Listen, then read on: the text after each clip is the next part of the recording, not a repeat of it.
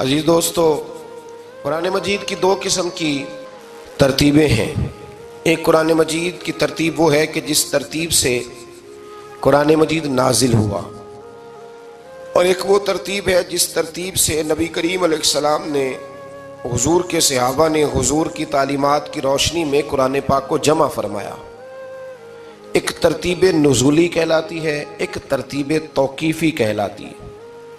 जिस तरतीब से इसे जमा किया गया, नुज़ूल के एतबार से कुरान मजीद की सबसे पहली सूरह मुबारका सूरह इकरा है। उसकी इब्तदाई आयात नाजिल हुई, और तरतीब के लिहाज से जो मुसहफ़ के अंदर कुरान पाक में तरतीब है, उस लिहाज से कुरान मजीद की पहली सूरह का नाम सूरह फातिहा है। और नबी करीम अलैहिस्सलाम ने फरमाया, ये सूरह फातिहा इतनी शानदार है कि ऐसे कलिमात किसी और उम्मत को नहीं मिले जैसे अल्लाह ने सूरह फातिहा में हमें अता फरमाए हैं। कुरान पाक में दो किस्म की सूरतें, एक तो ये मैंने अर्ज़ कर दी इसकी तरतीब, इसी तरह दो किस्म की सूरतें, कुछ मक्की सूरतें हैं और कुछ मदनी सूरतें हैं। हमारे तालिब इल्म अक्सर स्कूलों और कॉलेजों में ये समझते हैं कि जो मक्के में नाजिल हुई वो मक्की हैं, जो मदीने में नाजिल हुई वो मदनी हैं। हालांकि ऐसा नहीं है। जो हिजरत से पहले नाजिल हुई वो मक्की हैं, और जो हिजरत के बाद नाजिल हुई वो मदनी है। वो आयत अगर बदर में भी नाजिल हो ना, कुछ कुरान मजीद की आयात मुख्तलिफ मकामात पर भी नाजिल हुई हैं। मुख्तलिफ मकामात पर, हुजूर बदर में थे तो वहाँ भी कुरान मजीद नाजिल हुआ। नबी करीम अलैहिस्सलाम उहद में थे तो वहाँ भी कुरान पाक नाजिल हुआ।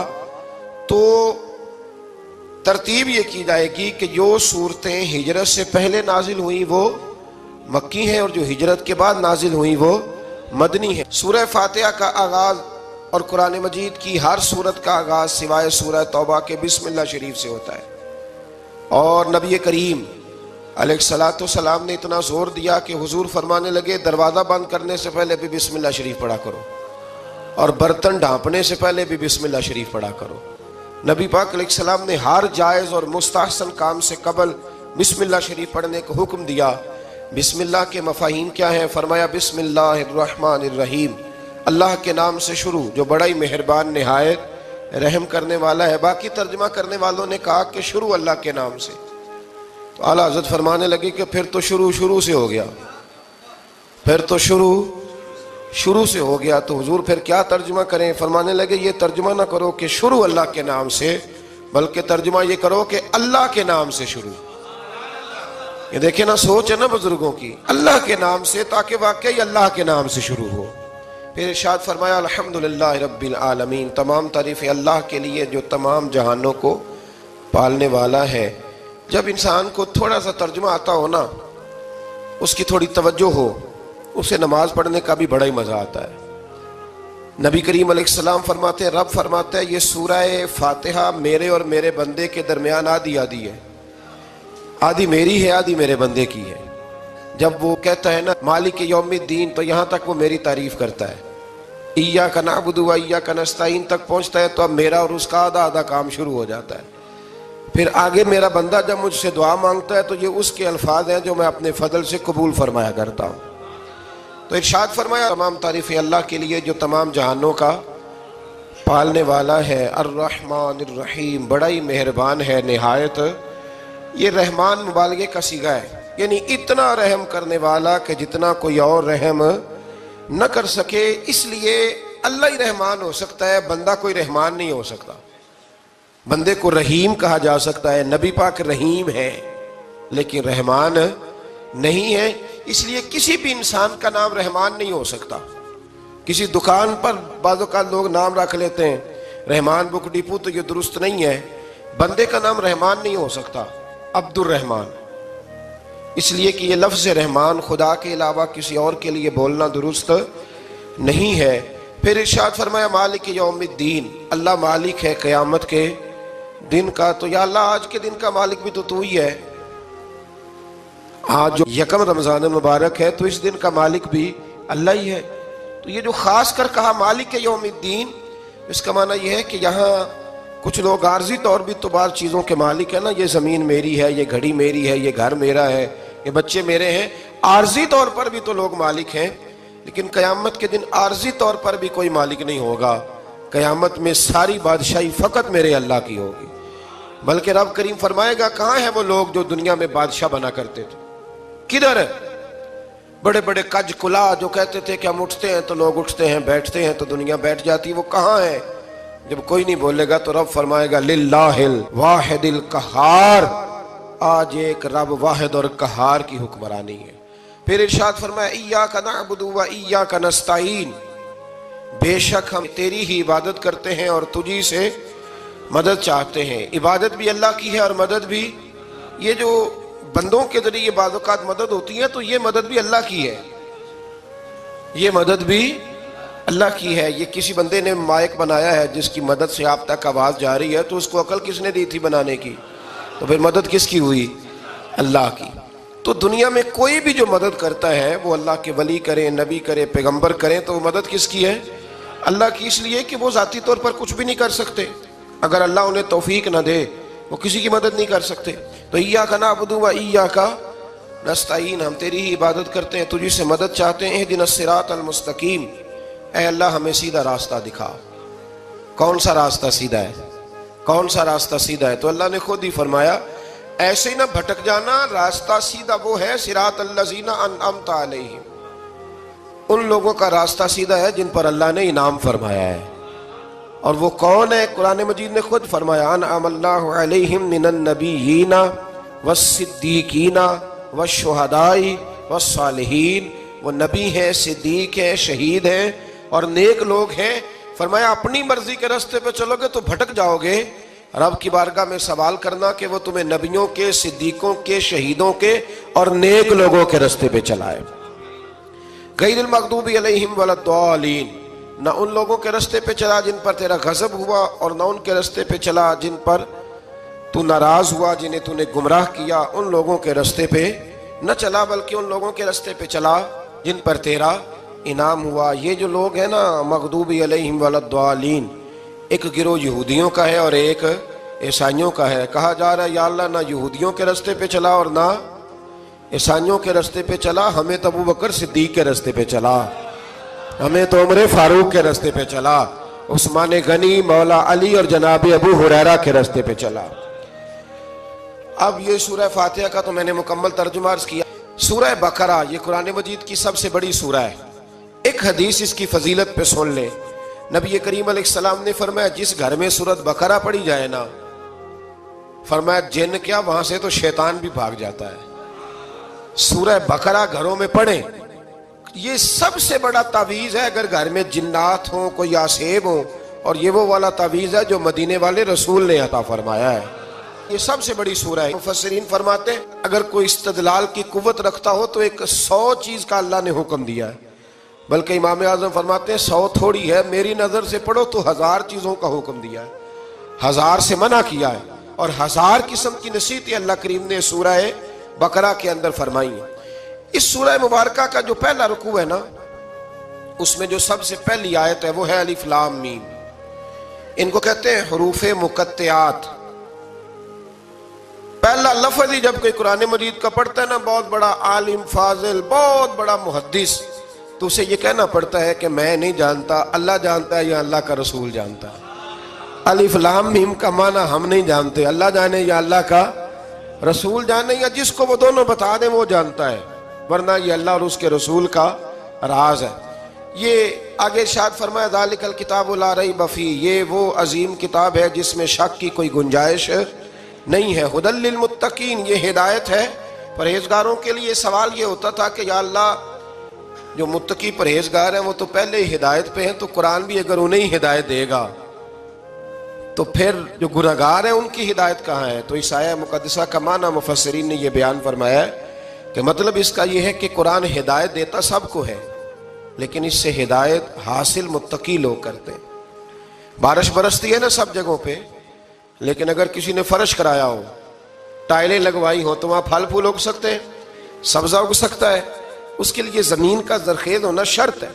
कुरान मजीद सबको हिदायत देता है, लेकिन कुरान मजीद से हिदायत लेते वो है जिन्हें अल्लाह ने तकवे वाला दिल अता फरमाया है, डरने वाला दिल दिया। आगे जो आयात है ना 5, उनमें अल्लाह तबारक व तआला ने मुत्तकी लोगों की फजीलत बयान की है, निशानियां बयान की हैं कि वो कौन होते हैं। उनमें पहला इरशाद फरमाया कि मुत्तकी वो होता है जो गैब पे ईमान ले आता है, इस चक्कर में नहीं पड़ता कि आंखों से देखूंगा तो मानूंगा। और दूसरा फरमाया मुत्तकी वो होता है जो नमाज कायम करता है और अल्लाह के दिए हुए रिस्क से अल्लाह के रास्ते में खर्च करता है। और तीसरा फरमाया मुत्तकी वो होते हैं क्या महबूब जो कुरान हमने आप पे नाजिल किया उस पर भी ईमान लाते हैं और जो आपसे पहले नाजिल किया गया उस पर भी ईमान लाते हैं, यानी तौरात को, ज़बूर को, इंजील को, इसको भी वो मानते हैं। और फिर अल्लाह करीम ने फरमाया उलाइका अला हुदम मिर रब्बिहिम व उलाइका हुमुल मुफलिहून। ये जो लोग हैं ना गैब पर ईमान लाने वाले, नमाज पढ़ने वाले, ज़कात देने वाले, पिछली किताबों को भी मानने वाले, नबियों को भी मानने वाले और रसूल पाक पर ईमान लाने वाले, फरमाया ये वो लोग हैं जो अल्लाह की तरफ से हिदायत पर हैं और ये वो लोग हैं जो दुनिया में भी कामयाब हो जाएंगे और आखिरत में भी कामयाब हो जाएंगे। फिर आगे ना अल्लाह तबारक व तआला ने कुफार का जिक्र फरमाया है 3 आयात के अंदर। मोमिन के बाद दूसरा दर्जा किसका है जिक्र में? काफिर का। पहले बात हुई 5 आयात में मोमिनों की, अब 3 आयात में जिक्र किया गया पक्के काफिरों का। मोमिन वो होता है जुबान से भी अल्लाह और उसके रसूल को माने, उनकी लाई हुई चीज़ों को माने और दिल से भी तस्लीम करे। और काफिर वो होता है कि जो ना जुबान से मानता है और ना ही दिल से तस्लीम करता है। फिर अल्लाह तबारक व तआला ने 13 आयात के अंदर, 3 आयतों में काफिरों का जिक्र किया और 13 आयात के अंदर फिर मुनाफिकीन का जिक्र फरमाया है। मुनाफिक किसको कहते हैं? मुनाफिक उसको कहते हैं जो जुबान से तो दावे ऊंचे ऊंचे करता है ईमान के, लेकिन उसके दिल में ईमान मौजूद नहीं होता। आप हैरान होंगे, यहीं पे बात को जरा गौर से समझें कि मोमिनों का जिक्र 5 आयात में और कुफार का 3 आयात में, पक्के कुफार का। और मुनाफिकीन के लिए अल्लाह ने अगले ही रुकू में 13 आयात बयान फरमाई। 13। ये खतरनाक गिरोह है मुनाफिकीन का, ये खौफनाक लोग हैं। ये वो छुपी हुई बीमारी है कि जिसको पकड़ना थोड़ा मुश्किल है। कुछ बीमारियों को डॉक्टर कहते हैं ना ये खामोश कातिल है, कत्ल कर देती है पर पता नहीं लगने देती। इसी तरह मुनाफिकीन का टोला है। कुरान मजीद कहता है इन मुनाफिकीन के बारे में व मिनन नासी मन यक़ूलु आमन्ना बिल्लाहि व बिल यौमिल आखिरी व मा हुम बिमुमिनीन। ऐ महबूब कुछ लोग कहते हैं हम अल्लाह और आखिरत पर ईमान लाए, लेकिन वो ईमान लाने वाले नहीं है। तो जब रब कहता है नहीं है, आज किसी को कह दिया जाए ना कि वो बंदा झूठा कलमा पढ़ता है, उसकी बातें नहीं बताती, तो कहते हो आप एक कलमा गो को बुरा कह रहे। तो यहां तो अल्लाह उनके कलमे का भी ऐलान फरमा रहा है और उनके निफाक का भी ऐलान 13 आयात में। और रब फरमाता है युखादिऊन अल्लाह वल्लज़ीना आमनू वमा यख़दऊन इल्ला अनफुसहुम वमा यशउरून। फरमाया वो अल्लाह को धोखा देना चाहते हैं मोमिनों को, हालांकि नहीं धोखा देते मगर अपनी ही जानों को, उन्हें शऊर ही नहीं।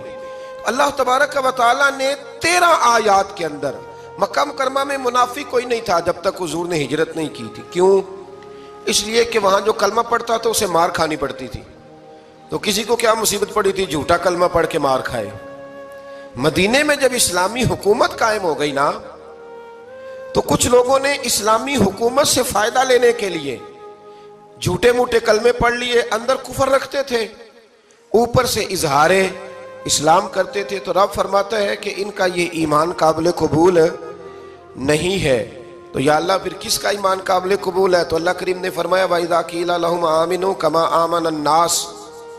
जब इनसे कहा जाता है ना उस तरह ईमान लाओ जिस तरह दूसरे लोग लाए, यानी अबू बकर सिद्दीक की तरह ईमान लाओ, उमर फारूक की तरह ईमान लाओ, उस्मान गनी की तरह, मौला अली की तरह, बिलाल हबशी की तरह। तो क्या जवाब देते हैं? क़ालू अनुमिनु कमा आमन सुफहा। क्या इस तरह ईमान लाए जिस तरह ये बेवकूफ ईमान लाए? अला इन्नहुम हुमुस सुफहा। अल्लाह फरमाता है खबरदार बेशक वही बेवकूफ है, वलाकिन ला यअलमून, लेकिन उन्हें इसका इल्म नहीं है। वो कहा करते थे कि ये तो बेवकूफ है माज़अल्लाह। अबू बकर सिद्दीक ने सारा ही माल दे दिया नबी पाक को, उमर फारूक ने आधा दे दिया, मौला अली ने सारा कुछ हुजूर के नाम कर दिया, उस्मान जो कमाते मेहनत के साथ वो सारा वहां जाके पेश कर देते, तो बेवकूफी है। आज भी कुछ लोग कहते हैं कलमा पढ़ना चाहिए सीधा सीधा, ये क्या बात हो गई, क्या बंदा मुसीतड़ी हो जाए? कारोबार भी तो करना है ना, नमाज रोजा भी तो बेवकूफी है। अल्लाह जवाब देता है, फरमाया आला इन्नहुम हुमुस सुफहा, खबरदार बेवकूफ तो तुम हो कि मेरे महबूब की शरीयत का, दीन का, रूहानियत का सूरज चमक रहा है और तुमने फैज ही कोई नहीं हासिल किया। तो मेरे भाइयों, सहाबा का ईमान वो ईमान है, अहले बैत नबुव्वत का वो ईमान है कि अल्लाह को ईमान भी वो वाला पसंद है जो हुजूर के गुलामों जैसा ईमान हो। अल्लाह तबारक व तआला ने मुनाफिकीन का जिक्र फरमाया तो फिर अल्लाह करीम ने फरमाया ये तो वो बेवकूफ लोग हैं, उस आदमी की तरह जो आग जब पूरी जला लेता है ना, रोशनी फैल जाती है तो फिर अल्लाह उसका नूर ले जाता है। इन्होंने भी चलाकियां करके थोड़ा सा माहौल बनाया था तो अल्लाह ने इनके सारे पर्दे खोल दिए। इनके पास कुछ बाकी बचा, इनके पर्दे खोल गए। रसूल करीम अलैहिस्सलाम की बारगाह में ना एक दिन इन मुनाफिकीन ने शरारत कर दी। मुनाफिकीन ने शरारत क्या की? जब हुजूर सल्लल्लाहु अलैहि वसल्लम ने फरमाया ना पूछो जो पूछना है, तो इमाम राजी कहते हैं ये पीछे नमाजें पढ़ते थे, ये 313 थे हुजूर के पीछे। अगर मदीने में रह के मुनाफिक हो सकते हैं तो बाकी मुल्कों में भी तो हो ही सकते हैं ना जी। हुजूर के पीछे नमाजें पढ़ते थे तो एक दिन कहने लगे नहीं, ये कहते हैं जो मर्जी पूछो तो हम पीछे नमाजें पढ़ते हैं, हमारा इन्हें पता नहीं। जब ये इतराज किया ना हुजूर के इल्म पर, आप समझ लें कि हुजूर के इल्म पर इतराज करना तरीका किसका है? तरीका किसका है हुजूर के इल्म मुबारक पर इतराज करना? कहने लगे पीछे नमाजें पढ़ते इन्हें पता ही नहीं। जब ये कहा तो अल्लाह के रसूल ने ना, जुमे वाला दिन था, हुजूर ने फरमाया मेरे इल्म पर इतराज करते हो? 70 बंदे नाम लेकर और वल्दियतें लेकर, बल्कि बहुत सारे ऐसे थे जिन्हें कन्फर्म हो गया कि वल्दियत असल में है क्या, उन्हें तय हो गया। हुजूर के बेअदब के लिए ये तय करना भी मुश्किल होता है ना। तय हो गया कि वल्दियत है क्या। 70 बंदे नाम लेके हुजूर ने मस्जिद नबी से निकाल दिए। फरमाया या फलां बिन फलां कुम फखरुज फइन्नका मुनाफिक, ओ फलां के बेटे फलां खड़ा हो जा, निकल जा, तू मुनाफिक है। हुजूर ने 70 बंदे निकाल दिए। अब 70 बंदे इकट्ठे गली में निकले तो रश तो पड़ जाता है ना। हजरत उमर फारूक लेट हो गए, जुमे में आ रहे थे। इनको जाते हुए देखा तो उमर फारूक फरमाने लगे जुमा हो गया है भाई, 70 बंदे निकल आए बाहर, जुमा हो गया है। तो एक मुनाफिक कहने लगा था कि नहीं हुजूर ने निकाल दिया। तो अब्दुल्ला बिन अबी सलोल जो इनका सरबराह था ना, वो कहने लगा चुप कर। हजरत उमर से कहने लगा हाँ जी हो गया है। वो भी कहने लगा था नहीं हुआ, हमें निकाल दिया गया। तो ये सरदार बोला, कहने लगा हो गया हो गया। हजरत उमर कहने लगा चलो जुमा हो गया तो जाके अंदर हुजूर की जियारत ही कर लेता हूँ, लेट तो हो ही गया हूँ। हजरत उमर अंदर चले गए तो पीछे से वो मुनाफिकीन अपने सरदार से कहने लगे कि 2 मिनट में उमर को पता चल जाएगा कि तुमने झूठ बोला है। उमर को जाके पता चल जाए। कहने लगा बड़े पागल हो, मैंने तुम्हारी जान बचाई है, नबी पाक ने तो मस्जिद से निकाला है ना। तो उमर को पता चल जाता ना मुनाफिक है। तो अबू बकर भी मस्जिद में थे, अली भी मस्जिद में थे, उस्मान भी मस्जिद में थे, बचाने वाला ही कोई नहीं था। उमर ने तलवार लेके तो दुनिया से ही निकाल देना था। तो मैंने जान बचाई, आप जाएंगे ना अंदर तो हुजूर ठंडा कर देंगे, फरमाएंगे चलो मैंने निकाल जो दिया है। तो ये वो मुनाफिकीन की जमात है। दूसरे से तीसरे रुकू में ना अल्लाह ताला ने इंसान को याद कराया है कि तूने इबादत अपने रब की करनी है। और फरमाया रब तुम्हारा वो है जिसने तुम्हारे लिए जमीन को फर्श बनाया है, आसमान को छत बनाया है, और आसमान से पानी बरसा के तो जमीन से फल उगाए हैं, रिज़्क़ल लकुम, वो भी तेरे खाने के लिए उगाए हैं। वो जो आसमान से बारिश बरसा के जमीन से सब्ज़ और फल उगाए हैं तो वो भी तेरे लिए। जब सारा कुछ तेरे लिए बनाया तो तू भी तो इबादत करना अपने रब की, फिर किसी को उसका शरीक ना ठहरा। एक चैलेंज भी किया कुरान मजीद ने इस रुकू के अंदर। कहा करते थे मक्के के लोग कि आप कुरान मजीद की आयतें नबी करीम अलैहिस्सलाम से कहा करते थे कि माज़अल्लाह आप खुद बनाते हैं, बना के लाते हैं। तो अल्लाह करीम ने फरमाया व इन कुंतुम फी रैबिम मिम्मा नज़्ज़लना अला अब्दिना फ़अतू बिसूरतिन मिन मिस्लिही, अगर तुम्हें शक हो ना इसमें जो हमने बंदा खास पे नाजिल किया है तो तुम भी इस जैसी एक सूरत बना के लाओ। पढ़े लिखे तो तुम भी हो ना, मक्के में तुम भी रहते हो, तो एक सूरत बना के लाओ। कुरान मजीद हमसे छीना गया है साजिश के तहत, इसलिए कि जिस कौम को कुरान आ जाता है ना फिर कोई काफिर उसका मुकाबला नहीं कर सकता। देखे ना, अगर काफिरों के पास जवाब होता कुरान पाक का तो बदर और ओहद में ना कोई आयत बना के लाते कुरान के मुकाबले की, तलवारें लेके ना आते। उनके पास जवाब ही नहीं था। और कयामत तक किसी काफिर के पास कुरान मजीद का कोई जवाब, कुरान का कोई जवाब, कसम अल्लाह की जवाब कोई नहीं, कुरान का इसका कोई जवाब नहीं। क्या बात है कुरान पाक की। वो एक दफा मुसलमान कज़्ज़ाब बेईमान कहने लगा मैंने बना लिया कुरान पाक का जवाब। माज़अल्लाह, जवाब क्या बनाया? वो सूरत है ना अलकारिया तुम अलकारिया वमादरा का मलकारिया, खड़खड़ाने वाली क्या है, खड़खड़ाने वाली तुम्हें क्या पता क्या है खड़खड़ी, क़यामत का जिक्र है।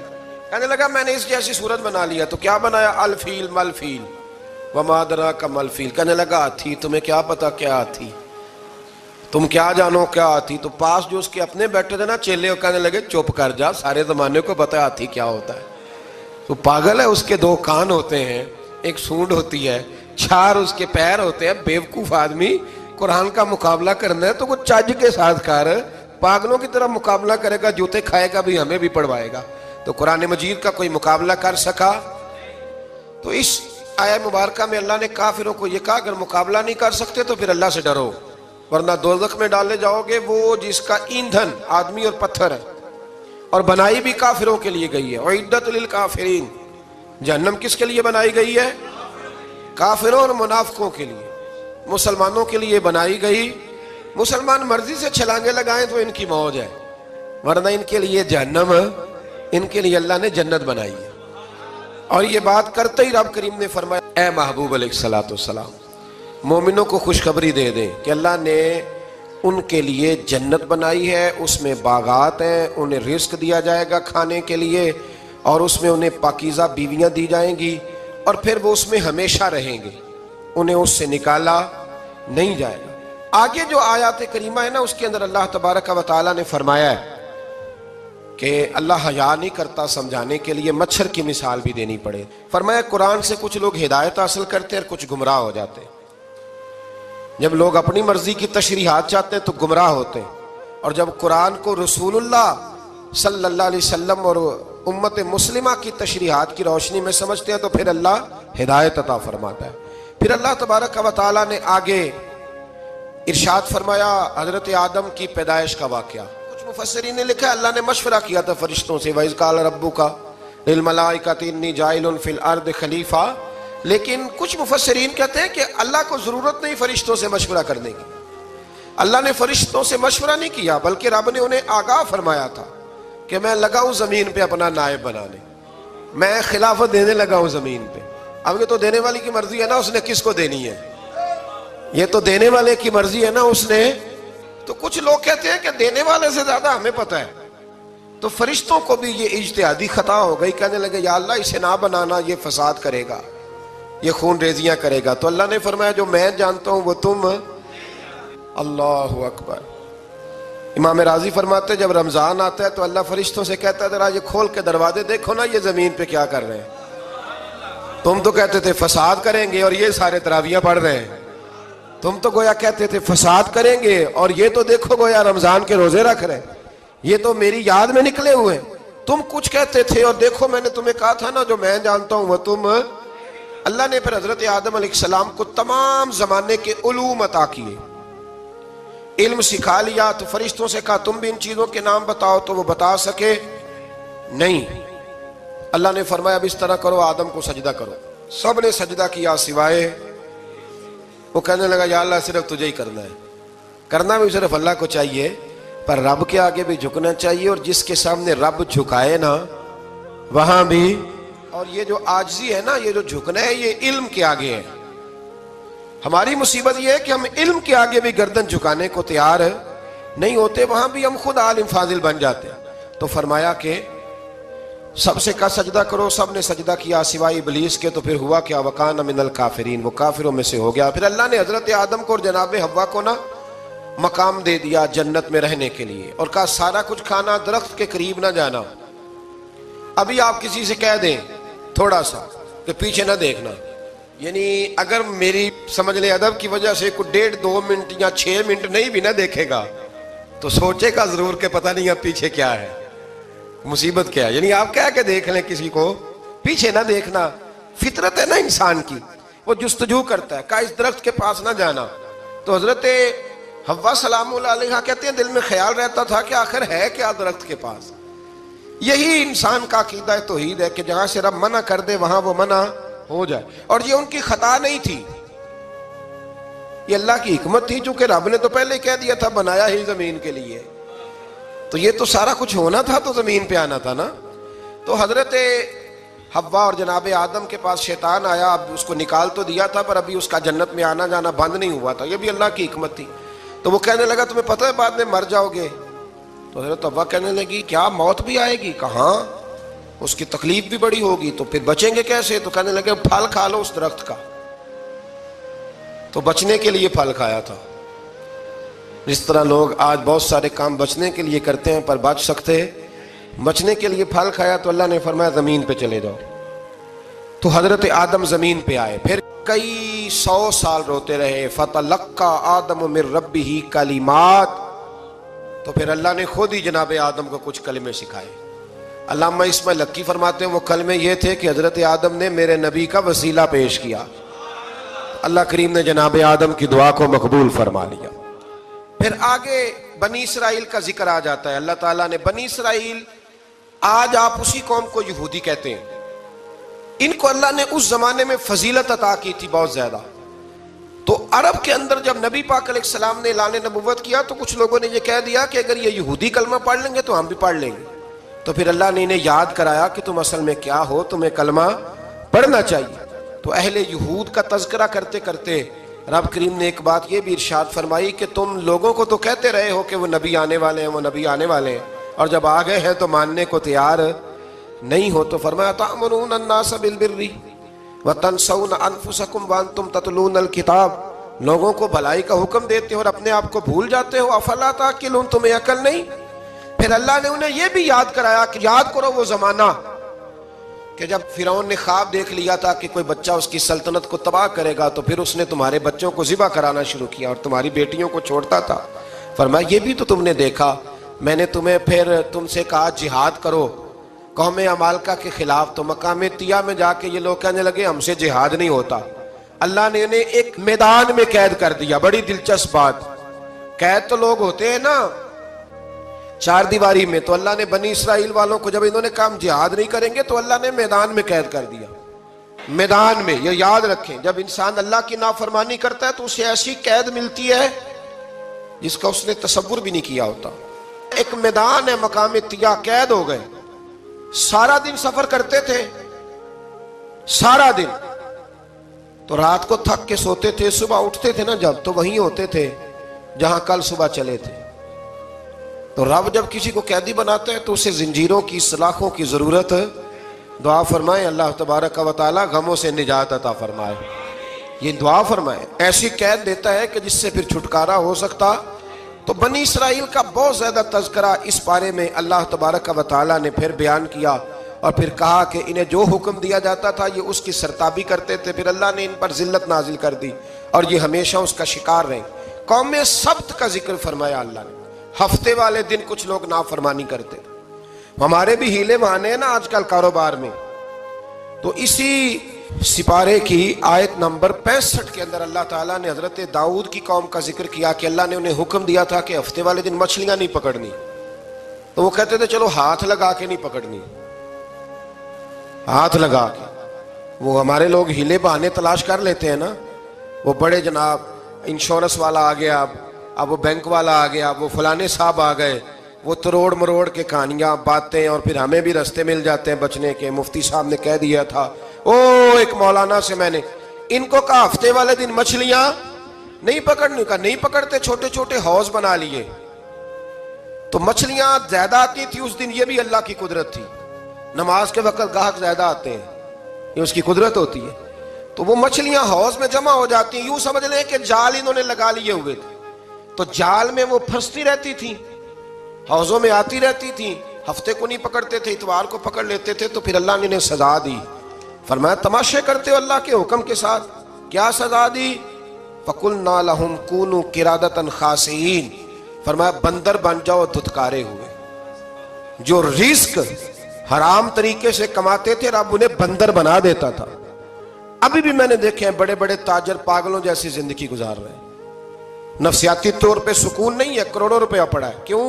इसलिए कि रब के बताए हुए तरीके के मुताबिक तिजारत नहीं करते। आगे एक और दिलचस्प बात आ गई। बनी इसराइल के अंदर ना एक शख्स ने अपने चचा को कत्ल कर दिया जायदाद के लिए। ये देखे कब से लोग जायदाद के लिए कत्ल करते आ रहे हैं। चचा को कत्ल कर दिया और कत्ल करके हजरत मूसा अलैहिस्सलाम के पास आए कि मेरे चचा को किसी ने कत्ल कर दिया है, तो बताएं क्या करना है। तो आपने फरमाया कि गाय ज़िबा करो और उसका एक टुकड़ा मकतूल को मारो, मरने वाले को, वो खुद उठ के बता देगा मुझे किसने कत्ल किया है। अब इरादा नहीं था गाय ज़िबा करने का तो बहाने करने लगे। इरादा नहीं ना होता तो फिर क्या होते हैं, कहने लगे गाय किस तरह की हो, बूढ़ी हो के बच्ची हो, रंग कैसा हो, जवान हो के छोटी हो, हाल में एक दफा चलना सीख गई हो या अभी ना सीखी हो। तो बताते गए तो रब भी शर्तें बयान करता गया। गहरे जर्द रंग की हो, हाल के अंदर उसे ना चलाया गया हो, पानी ना निकाला गया हो, ना बच्ची हो ना जवान हो, इसके दरमियान हो। ये सारी शर्तें कहां पाई जाती थी? हजरत मूसा अलैहिस्सलाम की कौम का एक शख्स था जो अल्लाह का वली था। वो जब इंतकाल करने लगा ना, अल्लाह अकबर, देखो रब वलियों की औलादों पर भी कितना फजल फरमाता है। वो जब इंतकाल करने लगा तो एक उसके पास छोटी सी बच्चिया थी, गाय की बच्ची, उसने जंगल में छोड़ दी। कहने लगा या अल्लाह मैं तेरे नाम पे छोड़ता हूं, मेरा बच्चा जवान हो जाए तो उसे दे देना, और तो सरमाया ही कोई नहीं। बच्चा बड़ा हुआ तो बच्चा भी बड़ा नेक था, अपनी माँ का बड़ा फर्मा बरदार था। उसकी माँ ने कहा बेटा तेरे बाप ने एक गाय छोड़ी थी। तो बच्चा जंगल में गया और जाके कहने लगा ऐ अल्लाह मेरी गाय मुझसे मिला दे। तो रब करीम ने वो गाय वापस कर दी। वो गाय घर ले आया। अब वो कहने लगा अम्मा बेच दूं, तो अम्मा कहने लगी बेटा मेरे पूछे बगैर ना बेचना। कई दफा गाहक लगे पर उसने कहा जब तक मेरी अम्मा ना कहेगी मैं बेचूंगा। उधर बनी इसराइल वाले शर्तें जितनी गाय के बारे में पूछ चुके थे वो सारी इसी गाय में पाई जाती थी। तो ये ढूंढते ढूंढते वहां पहुंच गए तो कहने लगे गाय चाहिए। तो उसने कहा भी तुम्हारी मर्जी से नहीं, कीमत मेरी मर्जी की। एक मुफस्सर ने तो यहां तक लिखा है कि उसने कहा गाय ज़िबा करके ना तो जितना गाय के अंदर गोश्त होगा ना उतना ही खाल के अंदर तो मुझे माल भर के दोगे, उतने ही सिक्के भर के दोगे, उतनी अशरफियां भर के दोगे तो फिर तुम्हें गाय दूंगा। तो फिर ये गाय उन्हें मिली और ये गाय लेकर के आए। ज्यादा सवालात ना करते तो ज्यादा उलझते ना। हम भी दीन के मामले में बड़े सवाल जवाब करते हैं, उतना सवाल करें जितनी उसकी जरूरत है। इन लोगों ने सवालात ज्यादा किए तो फिर उलझ ज्यादा गए। तो मेरे भाई इसका जिक्र भी अल्लाह तबारक व तआला ने पहले पारे के अंदर बयान फरमाया। फिर अल्लाह करीम ने फरमाया कि कुछ ऐसे लोग भी हैं यहूदियों में से जिनका दावा हो गया है कि हम अल्लाह के बड़े प्यारे हैं। फरमाया ये सिर्फ उनके मुंह की बातें हैं, ये तो क़यामत में पता चलेगा ना कि अल्लाह का प्यार किसके साथ ज्यादा है। और फिर ये भी यहूदियों ने दावा किया है, इसी पारे में अल्लाह फरमाते हैं कि इनका दावा है कि हम अल्लाह के बड़े प्यारे हैं, जन्नत में हम ही जाएंगे। तो अल्लाह फरमाते हैं फिर मरने की दुआ तो करो, जन्नत में तो मर के जाना है ना। लेकिन रब फरमाते हैं ये कभी मरने की दुआ नहीं करेंगे, इसलिए कि इन्हें पता है कि हमने आखिरत के लिए क्या भेजा। लेकिन जी पहला हुक्म आ गया या अय्युहल्लज़ीना आमनू कह के, पहली आयत कुरान पाक की पहले सिपारे में पहली आयत जिसमें अल्लाह ने कहा या अय्युहल्लज़ीना आमनू। तो पहला हुक्म आमनू कह के आयत नंबर 104 में जो अल्लाह ने हुक्म दिया है ना वो नबी पाक की ताजीम का हुक्म है। पहला हुक्म ही अल्लाह ने हुजूर की इज्जत और नामूस का इरशाद फरमाया। पहला इस तरतीब के लिहाज से वो हुआ ये कि जब नबी पाक को बात इरशाद करते तो सहाबा किराम उठ के अर्ज करते राई ना या रसूल अल्लाह, हुजूर समझ नहीं आई जरा रियायत कर दे। तो यहूदियों की इब्रानी जुबान के अंदर ना जरा खींच के पढ़ते थे राई ना, तो उसका माना बनता था माज अल्लाह ए हमारे चरवाहे। बकरियां चराने वाले को भी वो राई ना कहते थे। तो जब सहाबा ये कहने लगे तो अल्लाह ने मना ही कर दिया। फरमाया मेरे महबूब के गुलामों, इस लफ्ज के पीछे छुप के, इस लफ्ज के पीछे छुप के लोग मेरे नबी की बेअदबी कर जाते हैं। तो जिस लफ्ज का कोई एक माना बेअदबी वाला बनता हो वो लफ्ज भी मेरे नबी के लिए ना कहो। लफ्ज वो वाले कहो जिसमें कोई बेअदबी का माना निकले ना। यहाँ लोगों ने बड़े बड़े लफ्ज नहीं बोल दिए, फिर कहते मेरा मतलब ये था, मेरा मतलब वो था। तो तूने वो लफ्ज बोला क्यों जिसका कोई गलत मतलब भी निकल सकता था? अल्लाह ने फरमाया या अय्युहल्लज़ीना आमनू ला तक़ूलू राइना, ऐ ईमान वालो राइना कहो ही ना। तो या अल्लाह क्या कहें? फरमाया वक़ूलू ज़ुरना, तुम कहो या रसूल अल्लाह एक नजर फरमाइए। अंदाज देखिए, उन्जुरना, एक नजर। तो हमारे बुजुर्ग तो पहले ही बड़े प्यार वालों ने कह दिया या रसूल अल्लाह ही उन्जुर हालना। कहते कहां से लाते हो जुमले? मैंने कहा अल्लाह की किताब से। या रसूल अल्लाह ही उन्जुर हालना, या हबीब अल्लाह ही इस्मा काला। तो तुम कहो उन्जुरना, महबूब नजर करम करे, वस्माऊ, और क्या जरूरत है दोबारा पूछने की? अल्लाह कहते हैं पहले ही ध्यान से सुना करो, पहले ही वस्माऊ, पहले ही एहतियात से सुनो। वलिल काफिरीन अज़ाबुन अलीम, और काफिरों के लिए दर्दनाक अजाब है। ले जी, इसी पारे में अल्लाह तबारक व तआला ने फिर अहले यहूद का जिक्र किया। तो यहूद कहने लगे कि हम हजरत इब्राहिम के मानने वाले हैं। तो अल्लाह करीम ने वो भी जिक्र किया कि मैंने तो इब्राहिम को आजमाया है। वइज़िब्तला इब्राहीम रब्बुहु बिकलिमातिन फअतम्महुन्ना, हमने इब्राहिम को कुछ चीज़ों से आजमाया है, वो हमारी आजमाइश पे पूरे उतरे।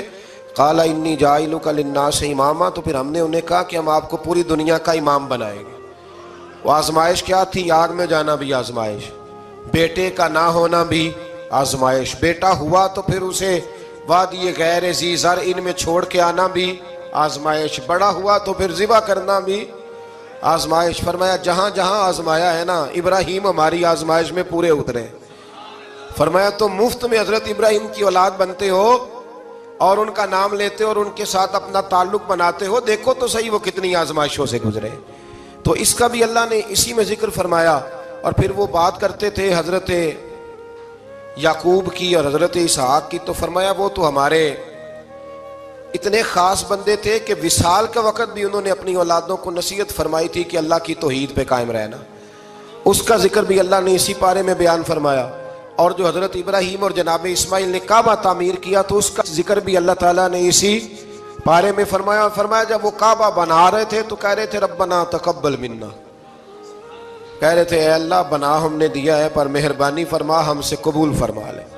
तो जो आया करीमा आखिर में अर्ज करना चाहता हूँ उस पर भी थोड़ी तवज्जो फरमाएंगे तो बात बड़ी निखर के बाहर आएगी। ये 16वें रुकू के अंदर अल्लाह ने फिर यहूद का और ईसाइयत का जिक्र फरमाया। तो अल्लाह करीम ने एक बात इरशाद फरमाई, यहूदियों के यहाँ जब कोई बच्चा पैदा होता था पीले रंग के साथ उसको रंगते थे, या कोई खास रंग था उनका, बच्चा पैदा होता तो उस पर वो रंग चढ़ाते कि ये जी हमारे मजहब का रंग है। हमारे यहाँ भी रस्में है ना अपनी अपनी, माज़अल्लाह अपनी अपनी नहीं होनी चाहिए, अल्लाह रसूल का हुक्म होना चाहिए। तो यहूदियों के यहाँ बच्चा पैदा होता तो एक खास रंग चढ़ाते, ईसाइयों के यहाँ पैदा होता तो वो भी एक खास रंग चढ़ाते। तो मुसलमानों के यहाँ बच्चे पैदा हुए तो उन्होंने भी तवज्जो की कि ये क्या हो रहा है। तो रब करीम ने फरमाया सिबगत अल्लाह, रंग अल्लाह का ही है। वमन अहसनु मिनल्लाह सिबगा, फरमाया अल्लाह के रंग से ज्यादा खूबसूरत किसका रंग हो सकता है? अल्लाह का रंग क्या है? ला इलाहा इल्लल्लाहु मुहम्मदुर रसूलुल्लाह सल्लल्लाहु अलैहि। फरमाया नीले पीले काले रंग ना चढ़ाओ, अपने जहन पर तौहीद और रिसालत का रंग चढ़ाओ। ये सबसे बेहतरीन रंग है। अगर तुम्हारे जहनों पर रब रसूल की तौहीद का रंग चढ़ गया तो ये वो वाला रंग है, फिर तुम्हें किसी और रंग की तरफ जाने की जरूरत नहीं पड़ेगी। तो फरमाया रंग वो पैदा करो जो तौहीद का है, रिसालत का है, उस रंग की तवज्जो करो। कुरान मजीद के इस पारे में अल्लाह करीम ने मुख्तलिफ बातें बयान करके आखिरी रुकू में ये जो रंग का जिक्र फरमाया ना, तो ये लगता है पूरे पारे का खुलासा है कि रब करीम ने फरमाया असल बात यह है कि तुम्हारी सोचों पे रब रसूल की तौहीद और रिसालत का रंग होना चाहिए। हर वक्त बच्चा पैदा हो, कोई दुनिया से जाए तो रंग किसका होना चाहिए? अल्लाह रसूल के दीन का। अल्लाह ताला हमें समझने की तौफीक अता फरमाए।